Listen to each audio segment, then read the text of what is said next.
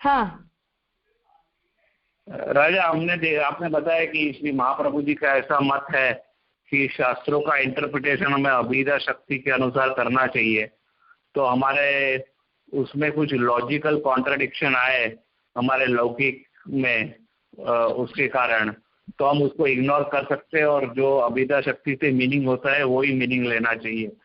पर अगर जो 4 शास्त्र है, गीता, भागवत, वेद और ब्रह्मसूत्र, तो उसमें 4 शास्त्रों के अंदर ही कुछ कॉन्ट्रडिक्शन आए अभिधा शक्ति से इंटरप्रिटेशन करने में।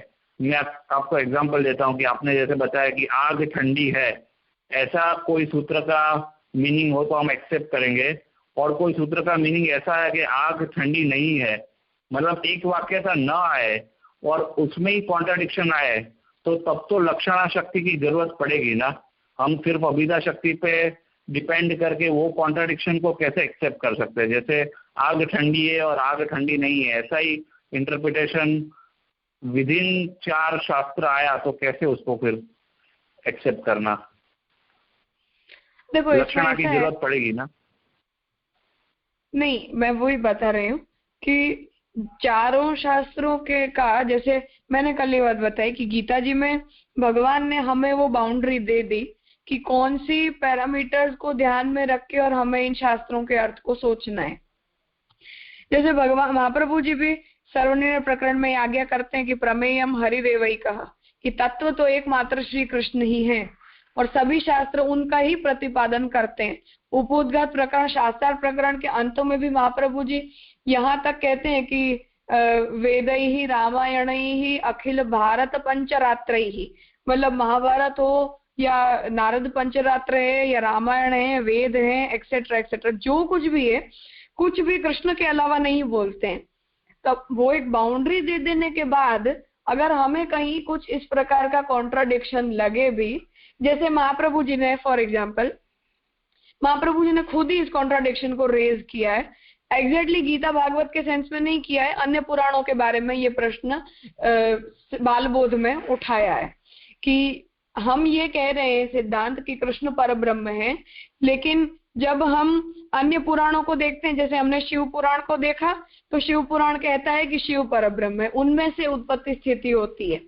हम जब देवी भागवत देखते हैं तो हमें ये देखने को मिलता है कि देवी में से ही ये सब कुछ उत्पन्न होता है। हमने अगर गणपति या गरुड़ पुराण जैसा कुछ देख लिया तो वहां भी हमें ये बात बताई जाती है कि सभी कुछ की उत्पत्ति देवी में से, गरुड़ जी में से, ब्रह्मा जी में से हो जाती है। तो महाप्रभु जी ने वहां इस प्रश्न को उठाया है कि तो फिर इन सभी के बारे में क्या समझना, तो महाप्रभु जी ने वहां उत्तर ये दिया कि ब्रह्मैव तादृशम यस्मात् सर्वात्मकतयोदितो निर्दोष पूर्ण गुणता तत्तच्छास्त्रेतयो कृता, कि ब्रह्म खुद ही देवी के रूप में, महादेव जी के रूप में, गणपति के रूप में, इन सभी के रूप में बनते हैं। इसलिए अगर कहीं महादेव जी की शक्ति का निरूपण भी बहुत बड़ा चढ़ा के किया गया हो तो भी उसे कृष्ण की का ही निरूपण समझना चाहिए, क्योंकि कृष्ण ही महादेव जी के रूप में बनते हैं। तो अब यहाँ ये जो कॉन्ट्राडिक्शन हमें हमारे लॉजिकल अंडरस्टैंडिंग के हिसाब से दिख रहा था, उसका कंक्लूजन महाप्रभु जी ने ये बता दिया। जो सवाल ज्यादातर लोग पूछते हैं, जब भी हम ये कहते हैं कि कृष्ण परब्रह्म है, तो कोई कहता है अरे शिव पुराण में महादेव जी को परब्रह्म लिखा गया है, देवी भागवत में देवी को परब्रह्म है ऐसा लिखा गया है। तो ये कॉन्ट्राडिक्शन हमारे जनरल व्यवहारों में भी हमें मिलता है। अब जो बात महाप्रभु जी कहना चाहते हैं उसी बात को भगवान ने भी गीता जी में कहा है कि जो भी अन्य देवताओं का यजन करता है अविधि पूर्वक मेरा यजन करते हैं। तो यहाँ ये बात क्लियर हो जाती है। पुरुषोत्तम योग में भी क्षराक्षरम अतीतो हम अक्षरादपि चोत्तम अतोस्मि लोके वेदे च प्रथिता पुरुषोत्तम, यहाँ भी भगवान यही बात कहना चाहते हैं। अब जैसे हमने यतो वा इमानि भूतानि जायन्ते, ये उपनिषद का वचन देखा, इसी की कॉरोलरी में गीता जी में भगवान आज्ञा करते हैं कि अहम ही प्रभव सर्वभूतानाम, कि मैं ही सभी भूतों का प्रभव स्थान हूँ, मतलब उत्पत्ति स्थान हूँ। तो वेद भागवत में भी वही ब्रह्मांड दर्शन जब यशोदा जी को भगवान ने कराया तो अपने अंदर पूरे ब्रह्मांड को दिखाया। अब जो भागवत इन कृष्ण की ही लीला का निरूपक शास्त्र है, वो कृष्ण लीला का निरूपक होते हुए भी हमें कहीं कहीं रुद्र गीता के अंदर महादेव जी की बात आ गई, उनकी स्तुतियां आ गई, बीच में भले कम पोर्शन आता हो पर आ जाता है, या अन्यों के विषय में कोई ना कोई निरूपण आ गया, तो उन सभी स्थानों पर फिर से हम ये सोचते हैं कि कृष्ण निरूपक है तो ये बात यहाँ क्यों आई। तो महाप्रभु जी वहां भी यही बात कहते हैं, सर्ग विसर्ग स्थान पोषण, ये पूरे भागवत जी की दशविध लीलाओं का अर्थ महाप्रभु जी ने डिराइव ही इसलिए किया ताकि हमें अगर पूरे भागवत के अंदर कोई और बातें दिखाई देती हो फिर भी उन्हें कृष्ण की लीला के रूप में कैसे देखा जा सकता है। तो ये सारे महाप्रभु जी के प्रयास इसी सादात्म्य या कॉरोलरी को दिखाने के लिए। जब महाप्रभु जी ये कह रहे हैं कि ब्रह्मैव तादृशम यस्मात् सर्वात्मकतयोदितौ, उनके शास्त्र में जब महादेव जी को निर्दोष पूर्ण गुण उत्पत्ति स्थिति लय करने वाले बताए गए तब हमें यही समझना चाहिए कि ब्रह्म ही क्योंकि महादेव जी के रूप में बने हैं इसलिए वो शास्त्र के अंदर महादेव जी के स्वरूप का निरूपण ऐसा आ गया।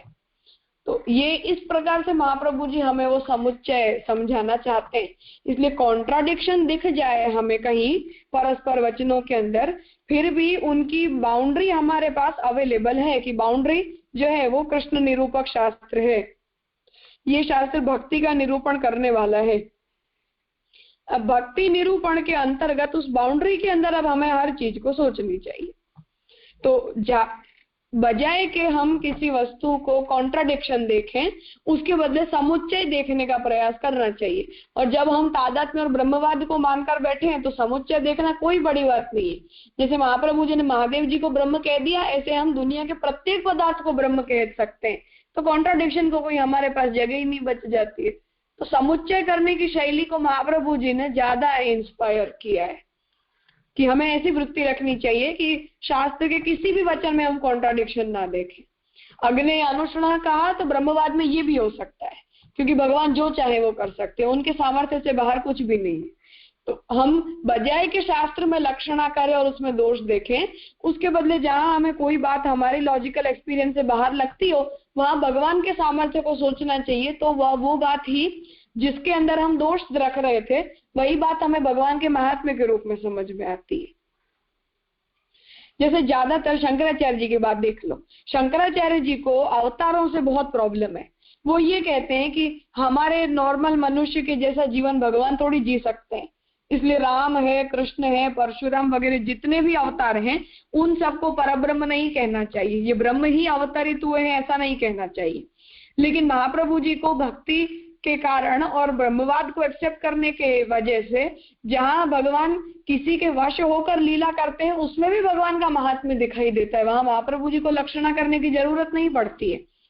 जैसे ठाकुर जी ने गोपियों के सामने नाच लिया, ठाकुर जी ने माखन की चोरी कर ली, या यशोदा जी के सामने ठाकुर जी रोने लगे, या उनसे अपने आप को बचाने के लिए ठाकुर जी रिक्वेस्ट करने लगे, ऐसी ऐसी भी लीला आती हो वहां भी महाप्रभु जी को भक्ति दिखाई देती है कि अपने भक्तों के ऊपर कृपालु बनकर ठाकुर जी कैसे अपने को आपको परवश हो ऐसा प्रेजेंट कर रहे हैं। तो बात यह है कि कहाँ तुम किस वस्तु को भगवान के महात्म्य के रूप में देखना चाहते हो और कहाँ उसी वस्तु को हम डिटीरियोरेट करके और शास्त्र में दोष निकालना चाहते हैं, ये हमारी दृष्टि के ऊपर निर्भर करता है। वो शंकराचार्य जी की दोष दृष्टि की वजह से उन्हें कहीं भी भगवान का महात्म्य नहीं समझ में आता है। उन्हें यही दिखता है कि भगवान का अवतरण हो ही नहीं सकता है, भगवान ऐसे नॉर्मल मनुष्य के जैसा व्यवहार नहीं कर सकते। तो महाप्रभु जी को ये लगता है कि प्रभु भक्त वत्सल हैं, इसलिए भक्त की भावना को पूरी करने के लिए ठाकुर जी चोरी भी करते हैं, उनके लिए नाचते भी हैं और बंध भी जाते हैं। तो बंधने में ठाकुर जी का महात्म्य घटता नहीं है, ये महाप्रभु जी की दृष्टि है। बिल्कुल ऑपोजिट शंकराचार्य जी की दृष्टि है, उनको इसके अंदर दोष ही दोष दिखाई देते हैं। तो लक्षण और अभिधा इन स्टैंड्स के ऊपर निर्भर करता है कि हमारी दृष्टि कैसी है। महाप्रभु जी ने जैसे भागवत जी के इन वचनों में प्रभु का महात्म्य देखा तो महाप्रभु जी को लक्षणा करने की जरूरत नहीं पड़ी। शंकराचार्य जी को दोष दिखाई दे रहा है इसलिए उन्हें हर जगह लक्षणा करनी पड़ती है। ऐसा सोचे कि भगवान, हाँ राजा, जब हम ऐसा सोचे कि भगवान सर्वसमर्थ है, इतना सेंटेंस कोई ध्यान में रखे शास्त्र पढ़े या कुछ भी करे तो सब कॉन्ट्राडिक्शन निवारण हो जाएंगे ना। जब हम ऐसा बोल देते कि भगवान सर्वसमर्थ है तो फिर तो कोई भी कॉन्ट्राडिक्शन के लिए स्कोप ही नहीं रहता है। महाप्रभु जी ने इसीलिए प्रमाण की व्यवस्था वेद, गीता, भागवत और ब्रह्मसूत्र की बताने के बाद ये कहा कि साधन दशा जब हो तब तक वेद, गीता, भागवत और ब्रह्म सूत्र को प्रमाण मानना चाहिए, क्योंकि नॉर्मल अंडरस्टैंडिंग में हमें इनके अंदर कोई कॉन्ट्रडिक्शन नहीं मिलेंगे। फिर नेक्स्ट स्टेटमेंट महाप्रभु जी ये कहते हैं कि जब फल दशा हो जाए तब तो प्रत्येक शब्द को प्रमाण मान लेना चाहिए। हर एक शब्द में से तुम्हें भगवान समझ में आ जाएंगे, कहीं भी तुम्हें कोई कॉन्ट्रडिक्शन दिखाई नहीं देगा। तो शब्द एवं प्रमाणम महाप्रभु जी ऐसी आज्ञा करते हैं फल दशा के अंदर। साधन दशा में इन चारों को प्रमाण मानना चाहिए, इनकी एक वाक्यता को, ऐसी आज्ञा महाप्रभु जी ने की है। जैसा अभी वेद स्तुति के प्रवचन में श्याम काका जी ने बात बताई थी कि मध्वाचार्य ये कहते हैं कि सागर की जो गर्जना हो रही है, सागर की जो आवाज है वो भी विष्णु है, उसका अर्थ भी विष्णु ही होता है। तो वो महात्म्य की जब अवस्था आ जाए, वो ब्रह्मवाद जब हम एक्सेप्ट कर लेते हैं, वो एक्सेप्टेंस की कंडीशन में तो कोई कॉन्ट्रडिक्शन को स्पेस ही नहीं रह जाती है, क्योंकि सब कुछ ब्रह्म है तो कोई एक दूसरे से ऑपोजिट हो ही नहीं सकता है। नॉर्मल हमारी जैसे छोटे मोटे अक्कल हमारी चलती हो, उस अवस्था के अंदर हमें ये सारे प्रॉब्लम फेस करनी पड़ती है कि अच्छा यहाँ ये वाक्य लिखा है तो ये विरुद्ध हो गया, वहां ये विरुद्ध हो गया, ऐसा।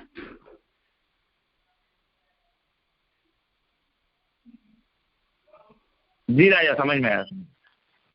हाँ, थोड़ी ज्यादा डिटेल देखनी हो तो शास्त्रार्थ प्रकरण के उपोद्घात प्रकरण में 4-5वां श्लोक देख लेना। वहां महाप्रभु जी ने इस प्रमाण व्यवस्था को इस लाइट में समझाया है, साधन दशा में प्रमाण और फल दशा में प्रमाण।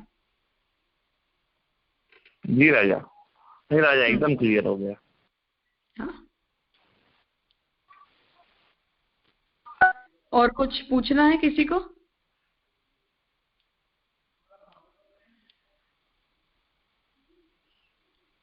एक सिर्फ सजेशन था मेरी तरफ से कि मुझे यहाँ पे इतने सारे लोग जुड़े हुए दिखाई देते हैं, 95 पार्टिसिपेंट्स हैं अभी ज्वाइन किए हुए, तो आप लोग इनमें से बोलते सिर्फ 5-6 लोग हैं। ऐसा तो नहीं है कि सभी को सब कुछ समझ में आता हो, और ऐसा भी नहीं हो सकता है कि किसी को कुछ भी ना समझ में आता हो। तो आप लोगों के लिए हितावह ये रहेगा कि आप लोग इंटरएक्टिव रहें, वो आप लोगों की भी समझ को बढ़ाएगा। भले ही आप किसी बात को रिपीट कर दो या उसी बात को बोलकर और पूछ लो, लेकिन जब तक आप लोग बोलोगे नहीं तब तक वो विषय आपको अपने आप को भी समझ में नहीं आएगा। अभी वाले आपको ऐसा लगता हो कि हमें ये बात समझ में आ जा रही है, लेकिन उसी बात को बोलने के लिए अगर आपको कहा जाएगा तो आपसे वो बात नहीं बोली जाएगी, क्योंकि हमें हर चीज एक ही बार में समझ में आ जाती हो ऐसा नहीं है, उसके बहुत सारे पहलू हो सकते हैं हर एक बात को सोचने के। तो जितने जो भी पार्टिसिपेंट्स इंटरएक्टिव रहेंगे उन्हें इस अध्ययन क्रम में ज्यादा फायदा होगा, और आप लोग जितना साइलेंटली सिर्फ सुनते रहेंगे उसका उतना ज्यादा फायदा नहीं होगा। वो प्रोग्रेसिव स्टडी की मेथड नहीं है। राजा दंडवत, क्वेश्चन એમ હતો કે તમે એમ આજ્ઞા કરી કે હમણાં કે શિવપુરાણ, if શિવપુરાણ says કે Shiv is greater, then accept it as a fact કે it is talking about Krishna. પણ અગર if એ એટલું ટ્રુ છે તો શું કામે પછી આપણને બીજા બધા દેવી દેવતાઓનું યુ નો આપણે એમને કેમ પૂજા એમની ન કરી શકે? અગર એ કૃષ્ણ છે તો why can we not do that? देखो, इसमें इसीलिए मैंने ये बात बताई कि महाप्रभु जी ने इस प्रमाण व्यवस्था को इसीलिए 2 पार्ट में स्प्लिट किया है, साधन अवस्था में और फल अवस्था में। तो जब हम साधन अवस्था की बात करते हो उस कंडीशन में हमारे लिए हर एक शब्द प्रमाण नहीं है, और जिस अवस्था में हम फलावस्था तक पहुंच के ब्रह्मवाद को एक्सेप्ट कर चुके हो उस कंडीशन के अंदर हमारे लिए हर एक शब्द का मतलब ब्रह्म होता है। ये हुई प्रमाण व्यवस्था की बात। अब जब हम शिव पुराण आदि ग्रंथों को देखते हैं, वहां महादेव जी के स्वरूप के हिसाब से जिन लीलाओं का वर्णन किया है, डेफिनेटली महादेव जी कृष्ण से अलग नहीं है, भगवान का ही धारण किया हुआ वो स्वरूप है। लेकिन भगवान ने उस स्वरूप को तामस गुण के अधिष्ठाता देवता के रूप में धारण किया है। ब्रह्मा, विष्णु और शिव, इन तीनों को भगवान के गुणावतार कहे जाते हैं। सात्विक, राजस और तामस, इन तीनों गुणों को कंट्रोल करने के लिए उनके अधिष्ठाता के रूप में भगवान के द्वारा लिए गए ये 3 अवतार हैं। इसलिए भगवान उन तीनों अवतारों को तीनों प्रकार के जीवों को अपील हो ऐसे स्वरूप को धारण करने के लिए लेते हैं और उनसे उत्पत्ति, स्थिति और लय का कार्य करवाते हैं। इसलिए हम जो भी हम पैदा हुए हैं, हम अपने आप में सात्विक, राजस और तामस इन तीनों प्रकृति के गुणों को लेकर जन्मते हैं। उनमें से कुछ गुण हमारे अंदर ज्यादा प्रपोर्शन में होता है और कोई गुण हमारे अंदर कम प्रपोर्शन में होता है। तो जब हमारे अंदर कोई गुण का प्रपोर्शन बढ़ जाए तो हम ये कहते हैं कि ये व्यक्ति तामसी है, कोई दूसरा बढ़ जाए तो हम ये कहते हैं कि ये सात्विक है या राजस है। तो सात्विक, राजस, तामस गुणों के प्रपोर्शन में गड़बड़ तो हर एक व्यक्ति के अंदर होती है। तो उसकी वजह से भगवान ने, जब हर एक व्यक्ति का स्वभाव यदि अलग अलग है तो उनके लिए साधन और फल की व्यवस्था भी अलग अलग बताना जरूरी है। उन्हें हर चीज वो अच्छी नहीं लगेगी जो मुझे अच्छी लगती है। कोई व्यक्ति सात्विक और कोई व्यक्ति तामस है, तो सात्विक मनुष्य की चॉइस और तामस व्यक्ति की चॉइस मैच नहीं करती है। इसलिए भगवान अलग अलग प्रकार के स्वरूपों को धारण करके अलग अलग प्रकार की लीला करते हैं, ताकि हर एक प्रकार के जीवों को अपनी अपनी चॉइस के हिसाब से भगवान का स्वरूप, साधन और फल आदि की व्यवस्था मिल जाए। इसलिए महादेव जी का स्वरूप जो है वो तामस गुण के अधिष्ठाता देवता के रूप में है। उनकी लीला, उनके क्रियाकलाप, उनका स्वरूप, उनका गुण वगैरह भी वैसा ही है। इसलिए उनकी लीलाओं को या उनकी क्रियाओं को और उनके प्रति साधन करने के लिए तामसी स्वभाव के लोगों को वो अपीलिंग लगता है। ऐसे ही विष्णु जो है वो सात्विक है, ब्रह्मा जी जो है वो राजस देव गुण के अधिष्ठाता हैं। खुद राजा, सात्विक, तामस ऐसा मतलब नहीं है, लेकिन वो उन गुणों को रेगुलेट करते हैं। तो इसलिए जब भगवान ने महादेव जी के स्वरूप के रूप में कोई लीला क्रिया की है तो वो राजसी, तामसी लोगों के लिए अपीलिंग होता है, सात्विक के लिए नहीं होता है। इसलिए सात्विक व्यक्ति को यदि ये कहा जाए कि इनके अंदर तुम कृष्ण देखो, तो हमारी वो दृष्टि नहीं बन सकती। तो ये भगवान ने ये भेद प्रकट इसीलिए किए हैं ताकि भगवान ने प्रजा भी विभिन्न प्रकार की पैदा की है, हर एक व्यक्ति को अलग अलग स्वभाव का बनाया है। इसलिए उनके लिए प्रमाण, प्रमेय, साधन, फल की व्यवस्था भी भगवान ने अलग अलग बनाई है। इसलिए साधन लेवल के ऊपर हर चीज सेम नहीं हो सकती है और न सभी व्यक्तियों को एक ही प्रकार का साधन प्रपोज किया जा सकता है। जैसे उसे और थोड़ा बाउंड्री इसकी छोटी करो तो ऐसा समझ लो कि जैसे आप भी वैष्णव हैं, मैं भी वैष्णव हूँ, आप भी अपने घर में सेवा करते होंगे, मैं भी अपने घर में सेवा करती हूँ। हम भी महाप्रभु जी के उसी तनुवित जाके सिद्धांत का पालन करते हैं और आप भी वही करते हो।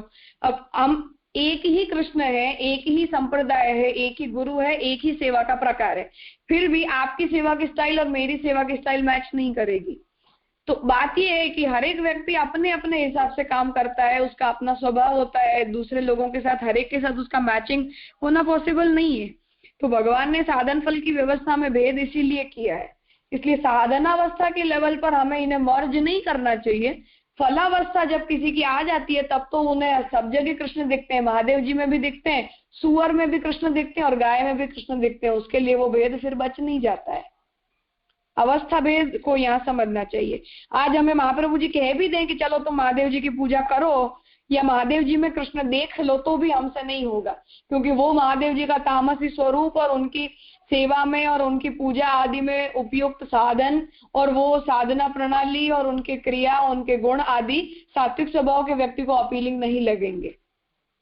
हमारे लिए वो एक्सेप्टेबल नहीं हो पाता है, वो प्रॉब्लम कोई सात्विक स्वभाव का है तो।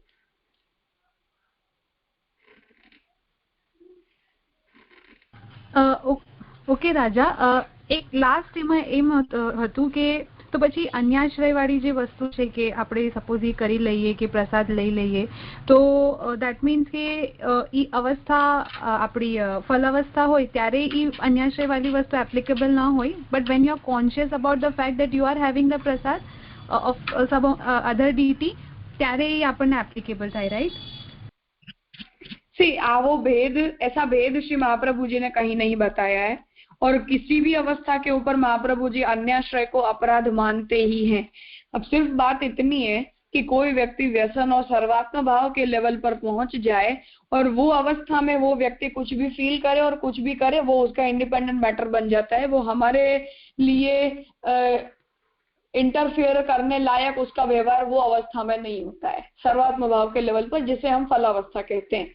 जब उसे प्रत्येक पदार्थ के अंदर भगवान दिखाई देने लग जाते हैं, ब्रह्म का साक्षात्कार हो जाता है, तो वो कंडीशन में तो उसके लिए कुछ भी भेद नहीं है, सब कुछ कृष्ण होके अभिन्न लगता है। वो कंडीशन की बात अलग है, तब वो व्यक्ति जो कुछ भी करता है वो ठाकुर जी का प्राइवेट पर्सनल केस बन जाता है। ऐसे व्यक्ति के बारे में कुछ भी कमेंट करना ये हमारे हाथ की बात नहीं रह जाती है, ये एक बात है। और बाकी हम जिस कंडीशन के अंदर हैं और हमें जब तक अपने आप में वैष्णव होने का होश है और महाप्रभु जी को हम अपना गुरु मानते हैं, तब तक अन्याश्रय का त्याग यही सिद्धांत है, इसका और कोई ऑप्शन नहीं है। मेंटली अंडरस्टैंडिंग होती है कि महादेव जी भी भगवान के ही धारण किया हुआ एक स्वरूप है, लेकिन उस स्वरूप को धारण करने का भगवान का प्रयोजन कुछ और है और उस प्रयोजन के दायरे में हम नहीं आते हैं, इतना हमें मान लेना चाहिए। ओके जी, क्लियर। बाकी जैसे हम आपको जन्माष्टमी के कीर्तनों में जोगी लीला के कीर्तन आते हैं, अब वो जोगी लीला के कीर्तन अगर आप पढ़ोगे तो हमें ऐसा लगता है कि हमारी वैष्णवता के सामने महादेव जी की वैष्णवता और उनकी प्रभु के प्रति भक्ति कई गुना ऊंची है। कभी देख लेना, मैं जोगी जस गाया ओ बाला, वो कीर्तन पढ़ लेना, जन्माष्टमी के जोगी लीला के कीर्तनों में आता है। तो वहां महादेव जी को इतनी ज्यादा कृष्ण के प्रति भक्ति है और ठाकुर जी के महात्म्य को वो इतना अच्छे से बोल भी रहे हैं, तो फिर महादेव जी के प्रति द्वेष होने का या उन्हें अलग मानने की हमें जरूरत ही नहीं ले जाती है। महादेव जी को प्रथम वैष्णव कहा जाता है, तो उस बारे में कोई कॉन्ट्राडिक्शन होने की बात नहीं है। सभी देवताओं को हम भगवान के अनुचर मानकर उनकी रिस्पेक्ट करते हैं, लेकिन जो कोटिक्रम भगवान ने सृष्टि में ऊंच नीच का बनाया है देवताओं के रूप में, या उनके ऊपर का कोटिक्रम ब्रह्मा विष्णु शिव के लेवल पर, फिर अक्षर ब्रह्म, फिर भगवान, तो उस कोटिक्रम को साधनावस्था में हमें मेंटेन करना ही चाहिए। मूल रूप विवेक 3रा चैप्टर है, वहां ये बातें ज्यादा क्लियर हो जाएंगी। રાજા દંડવત એક પ્રશ્ન છે કે આપણે શિવજીને તામસ ગુણના અધિષ્ઠાતા દેવ એમ કહીએ છીએ અને એટ ધ સેમ ટાઈમ બાલબોધમાં આપણે એમ કહીએ છીએ કે નિર્દોષ પૂર્ણ ગુણતા તત્ત શાસ્ત્રે તયો કૃતા, ત્યાં નિર્દોષ અને પૂર્ણ એમ બતાવે છે મહાપ્રભુજી, તો એ બંનેનું કઈ રીતે તારતમ્ય વિચારવાનું? इसीलिए मैंने कहा कि वो देवता सात्विक राजस तामस गुणों को रेगुलेट करते हैं, उनका नियमन करते हैं। वो खुद सात्विक राजस तामस नहीं है, वो खुद निर्गुण है जी। लेकिन वो प्रभु की इच्छा से अपने स्वरूप को रिवील इस प्रकार से करते हैं और भगवान उनके द्वारा इस प्रकार की लीला कराते हैं ताकि उस स्वभाव के जीवों को वो स्वरूप अट्रैक्ट कर पाए।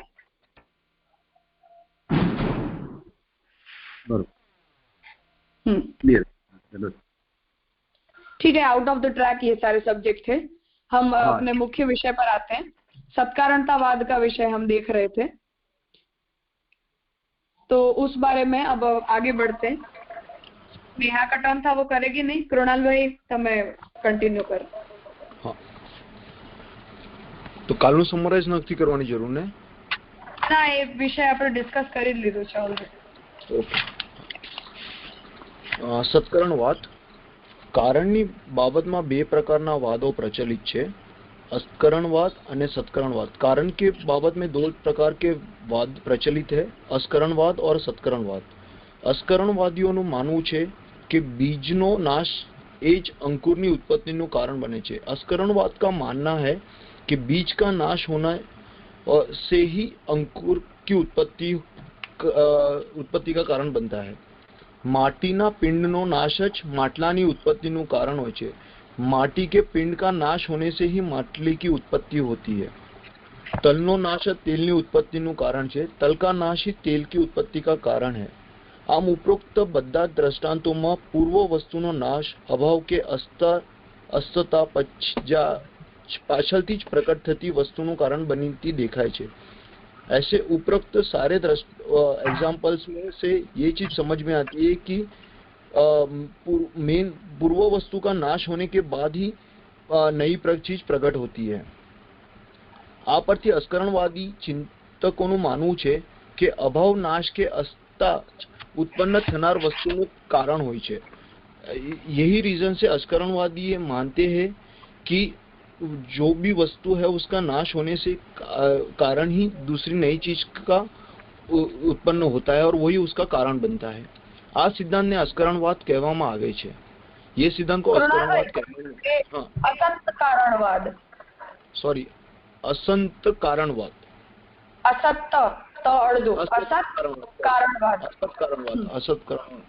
શ્રી મહાપ્રભુજીએ પોતાના મતમાં असत કારણવાદને માન્યતા નથી આપી।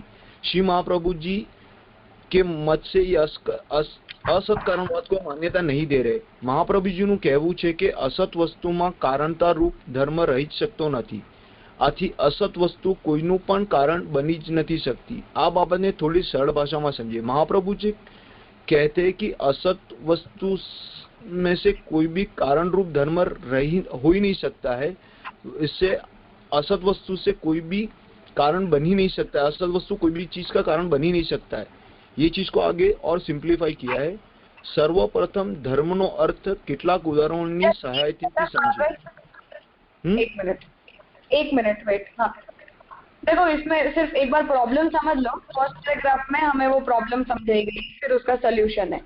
यहाँ सामने वाला हमें ये कहना चाहता है कि जब, जैसे हमने वैसे ये सब्जेक्ट डिस्कस कर लिया है कि जब हम ये कहते हैं कि मिट्टी का पिंड ही घड़ा बन जाता है, तो सामने वाले पूर्व पक्षी ये कहना चाहते हैं कि उसका मतलब ये हुआ कि कारण पदार्थ का नाश ही कार्य की उत्पत्ति का कारण बनता है। मतलब जैसे मिट्टी का पिंड है वो खत्म हो गया और वो घड़ा बन गया, मतलब नाम बदल गए। अब हम घड़े को मिट्टी नहीं कहते हैं और मिट्टी को घड़ा नहीं कहते हैं, भले ही एक दूसरे के अंदर वो अनुस्यूत हो, फिर भी हम उनके लिए एक दूसरे के शब्द का प्रयोग नहीं कहते। हम ये स्टेटमेंट नहीं दे सकते कि मिट्टी इक्वल्स टू घट, इक्वल्स टू का इक्वेशन यहाँ कर पाना पॉसिबल नहीं है, भले ही मिट्टी ही घड़े का उपादान कारण हो। तो असत कारण का वादी ये कहते हैं कि इसका मतलब ये है कि जब कारण नष्ट होता है तभी उसमें से कार्य की उत्पत्ति होती है। जैसे फॉर एग्जाम्पल ऐसा मान लो कि हमने कोई जमीन के अंदर कोई बीज बोया, वो बीज बोया और उसमें से वृक्ष पैदा हो गया। अब वृक्ष अंकुरित हो जाने के बाद मान लो 2-3 साल के बाद हम उस मिट्टी को वहां से हटाएं और हम ये ढूंढें कि जो बीज हमने बोया था वो बीज कहाँ है, तो वो बीज हमें वहां नहीं मिलता है, क्योंकि वो बीज ही अंकुरित होकर वृक्ष बन गया। इसका मतलब ये हुआ कि बीज टूट गया या फट गया, खत्म हो गया, तभी उसमें से वृक्ष बन सकता है। बीज भी रहे और वृक्ष भी रहे ऐसा पॉसिबल नहीं है, मिट्टी भी रहे और घड़ा भी रहे ऐसा नहीं हो सकता है। तो इसका मतलब ये है कि दो कारण और कार्य दोनों इन सेम कंडीशन एक साथ नहीं हो सकते हैं। कारण खत्म होगा तभी कार्य पैदा होगा। इसलिए कहने का तात्पर्य यहाँ पूर्व पक्षी का ये है कि ब्रह्म के लिए जब तुम ये बात कह रहे हो तो ब्रह्म के लिए भी तुम्हें यही बात बोलनी चाहिए कि जैसे बीज खत्म हो जाता है तभी वृक्ष पैदा होता है, ऐसे ब्रह्म को अगर आप उपादान कारण कहना चाहते हो तो जब ब्रह्म जगत के रूप में बन जाते हैं तो जैसे वृक्ष और बीज दोनों एक साथ नहीं रह सकते, on the same time and on the same place, वो एक ही पदार्थ दो नहीं हो सकते हैं, वैसे ही ब्रह्म और जगत दोनों की स्थिति एक साथ नहीं हो सकती है। मतलब ब्रह्म खत्म हो गए और वो जगत बन गए, ऐसा स्टेटमेंट हमें देना चाहिए। ऐसा सामने वाला यहाँ प्रपोज कर रहा है, जिसे महाप्रभु जी एक्सेप्ट नहीं करते हैं। ये प्रॉब्लम है। एक्सेप्ट क्यों नहीं करते हैं वो अब महाप्रभु जी का जो उत्तर है वो हम आगे समझेंगे। पहले प्रॉब्लम ठीक से समझ लो।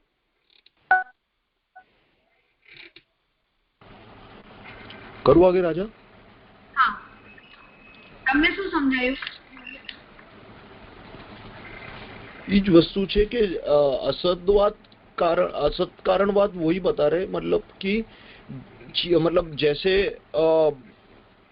बीज में से वृक्ष निकला तो बीज का नाश होने के बाद वृक्ष निकला, तो उसको वो लोग असत कारणवाद कहते हैं।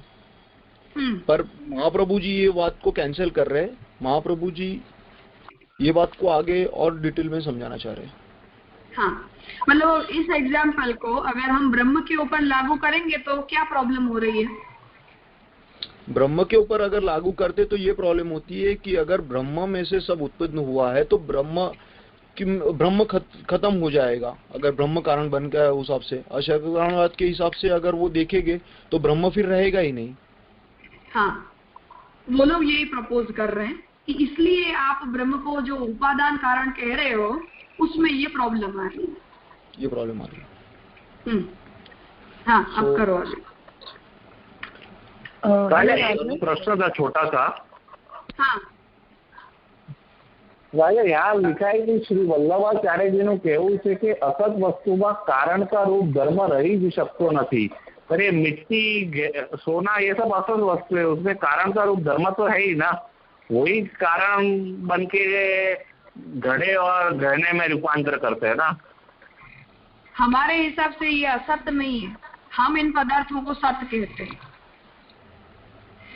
ओके, ठीक है राजा, ठीक। सत और असत की एक बार व्याख्या समझ लो।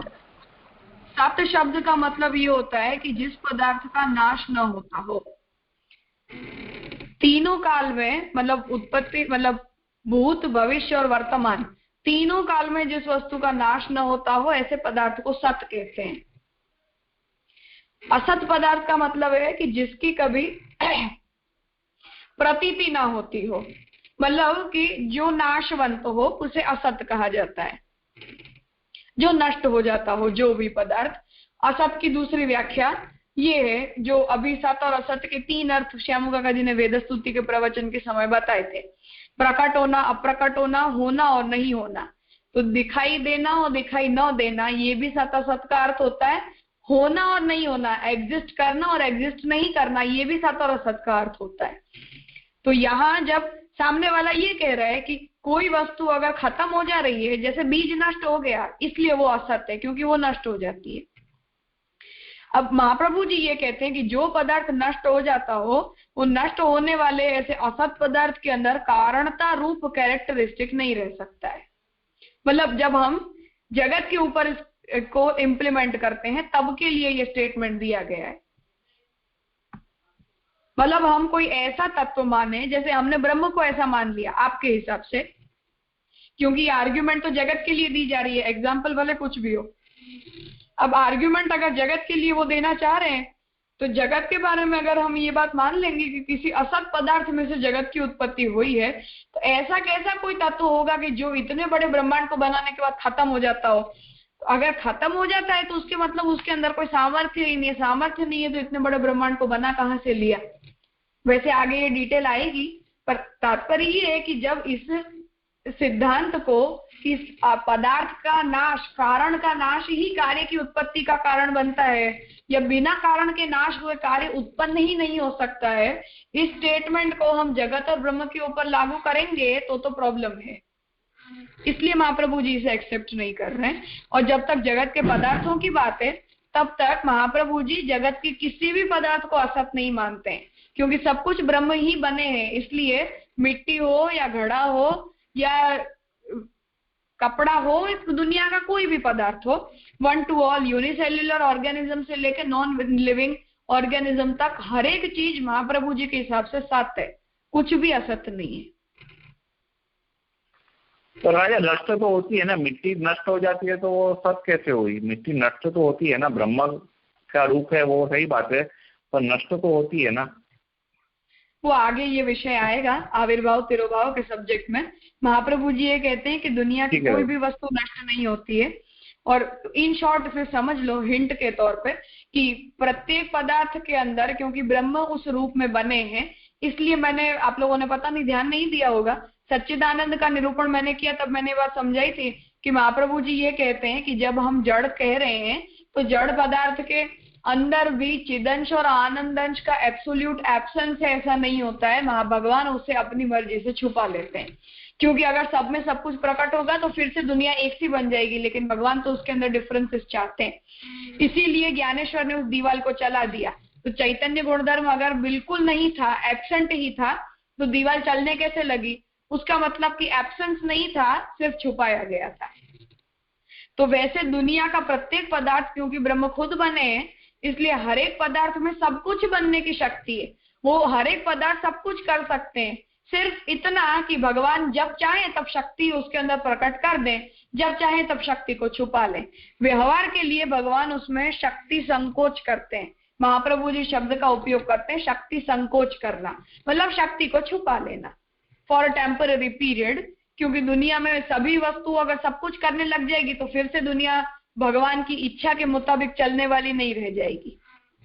मतलब फिर समानता आ जाएगी, फिर से वो ऊंच नीच नहीं रह जाएगी, अच्छा बुरा डिफरेंसेस नहीं रह जाएंगे, और विदाउट डिफरेंसेस लीला के अंदर मजा नहीं आएगा। इसलिए भगवान उन पदार्थों को की शक्तियों को कम करके और उन्हें छुपा देते हैं।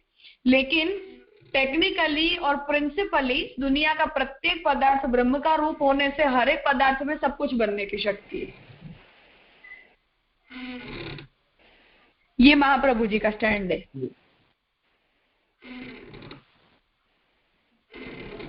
जी राज। जो बात अग्नि अनुष्णा के बारे में मैंने बताई, ब्रह्मवाद में ये स्टेटमेंट भी सच्चा है, क्योंकि भगवान चाहे तो आग ठंडी हो जाएगी, ऐसा।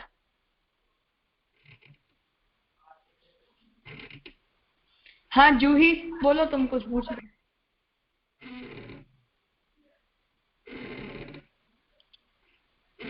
बस राजा यही पूछना था कि असत और सत का प्रॉपर डेफिनेशन समझे तो क्या है। जैसे असत अपन समझते थे कि कभी भी प्रतीति नहीं हो, फिर जैसे आपने अभी बताया कि जो नाश हो जाता है उसको अपन असत मानेंगे, और जिसका नाश नहीं हो सकता है उसको अपन सत मानेंगे। तो बस थोड़ा वही क्लैरिफिकेशन तो आपने बता दिया राजा, समझ में। प्राइमरी डेफिनेशन प्रकट और अप्रकट, होना और नहीं होना, ये है। बाकी शंकराचार्य जी ने कुछ अलग प्रकार के डेफिनेशन किए हैं सत असत की, जो मैंने पहले तुम लोगों को लिखवाई थी, कि जिस पदार्थ की प्रतीति न हो सकती कहते हैं। ये शंकराचार्य जी की दी हुई व्याख्या है। हम इन दोनों वर्ड्स का उपयोग होना नहीं होना और प्रकट और अप्रकट होना इस सेंस में करते हैं। हाँ जी राजा, वही देख रहे जी। ठीक जी राजा।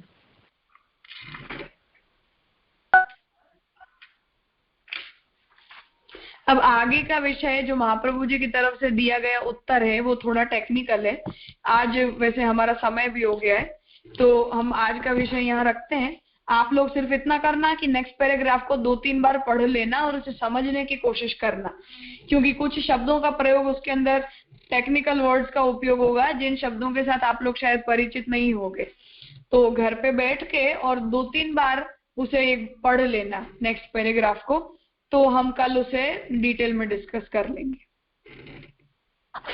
राजा दंडवत प्रणाम। મને એક ક્વેશ્ચન હતો કે જો વલ્લભાચાર્યજી એવું કહે છે કે અસત વસ્તુમાં કરંતારૂપ ધર્મ રહી જ નથી શકતો, તો એ શેના આધારે કહી શકે છે કે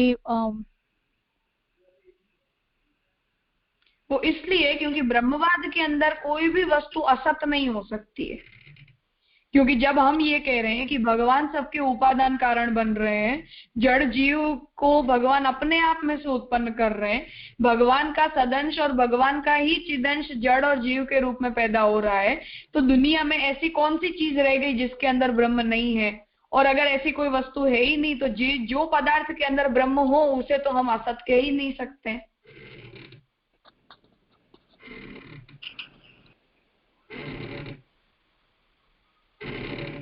आई बात समझ में? हेलो। हाँ રાજા ધનવટ આજે અસત્ક્રાંતિવાદીઓ છે જે ચિંતકો, તો એમાં કોનો સમાવેશ થાય? શંકરાચાર્યનો મત છે કે બીજા કોઈનો મત છે? એટલે બીજા કોઈનો પણ સાથે મત છે? नहीं, शंकराचार्य जी का नहीं है। बुद्ध का कह सकते हैं, वैसे एग्जैक्टली बुद्ध का भी नहीं है, लेकिन ये एक प्रकार का थॉट है, वैसा कह सकते हैं। नाम देने की जरूरत नहीं है, इन आगे उन सब के नाम आ जाएंगे कौन किस तरीके से उसे मानते हैं। लेकिन बुद्ध जैसे कहते हैं कि सब कुछ शून्य है, शून्य में से पैदा होता है, तो ये एक टाइप का असत कारणवाद है। ओके। वैसे ये प्रश्न उपनिषद में उठाया गया था। उपनिषद का वो जो वचन है वो मैं आप लोगों को अभी उसका ग्रुप के अंदर उसका फोटो भेज देती हूँ, उसे पढ़ लेना एक बार। वहाँ श्वेत केतु और उनके पिता का वो कन्वर्सेशन है जिसमें वो पूछते हैं कि ये सब कुछ कहाँ से पैदा हुआ। तो उनके पिता कहते हैं कि पहले कुछ भी नहीं था। कुछ भी नहीं था मतलब सब कुछ असत था। तब श्वेत केतु ये कहते हैं कि असत में से कैसे किसी पदार्थ की उत्पत्ति हो सकती है। तो उनके पिता ये कहते हैं कि पहले कुछ भी नहीं था लेकिन फिर भी वो सत था। वहां से ये आर्ग्यूमेंट खड़ी होती है। वैसे बाकी जैसे बुद्ध मेजर रोल बुद्ध का है कि शून्य में से सब कुछ पैदा हो जाता है, तो ये एक प्रकार का असत कारणतावाद है। नैयायिकों ने भी आसपास ऐसा ही कुछ माना है। डिटेल हम आगे पढ़ते रहेंगे उसकी, तब आ जाएगा समझ। हाँ राजा। ओके। और ये इसे अगर हम किसी और का नाम ना भी दें तो ये हमारा रोज का व्यवहार है। हम दुनिया में सब कुछ ऐसा ही देखते हैं। जैसे बीज का, हमने बीज और वृक्ष का उदाहरण देख लिया कि कितनी भी कोशिश कर लो, कितनी भी मिट्टी उलेच लो, लेकिन वो बीज तुम्हें कभी नहीं मिलेगा। वैसे ही हमने जिस मिट्टी को घड़े के रूप में बना दिया, वो मिट्टी का पिंड तुम्हें कभी नहीं मिल सकता है वापस, मिट्टी उसको मटके को तोड़े बिना। तो रोज के व्यवहार में हम यही देखते हैं कि जिस वस्तु में से हम किसी नई वस्तु को फॉर्म करते हैं, वो अपने पहले के स्वरूप को खो देती है। वो पहला पदार्थ अब बच नहीं जाता है, तभी उसको नए स्वरूप के रूप में हम रूपांतरित कर देते हैं। ऐसी कोई कंडीशन नहीं हो सकती कि जब वही मिट्टी का पिंडा भी हमारे हाथ में हो और घड़ा भी हमारे हाथ में हो।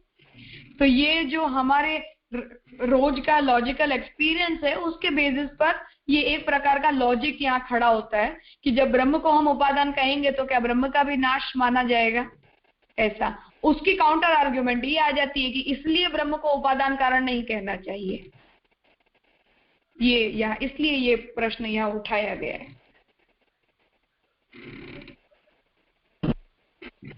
समझ में આવી राजा।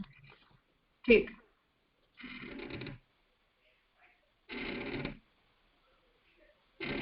ठीक है, तो आज का विषय यहाँ रखते हैं।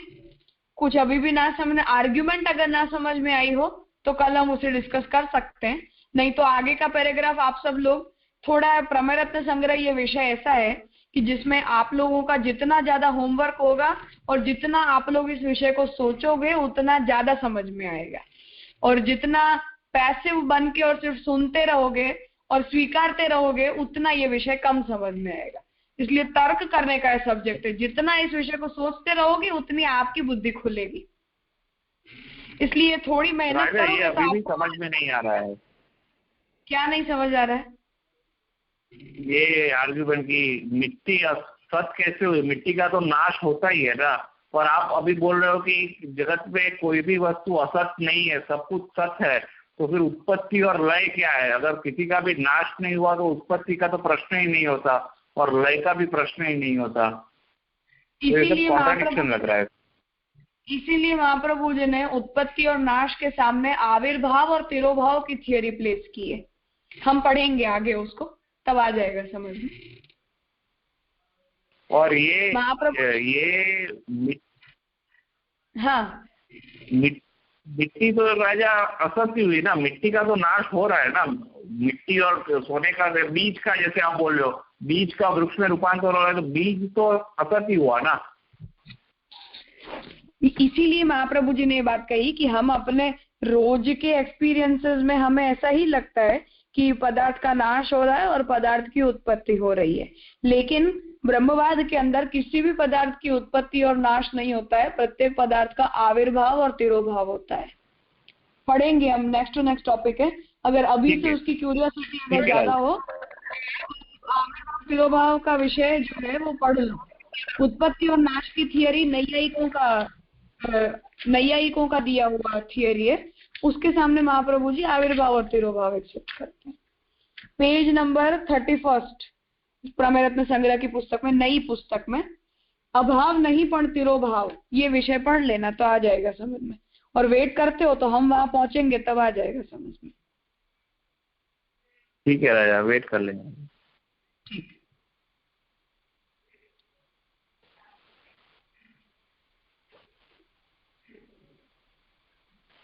ठीक है, तो आज का यहाँ रखते हैं। नेक्स्ट पैराग्राफ थोड़ा पढ़ के और सोच के आना। आप लोगों को उसमें जो कुछ भी समझ में आए, लेकिन 2-3 बार उसे पढ़ के और समझने की कोशिश करना, फिर हम कल आगे कंटिन्यू करेंगे।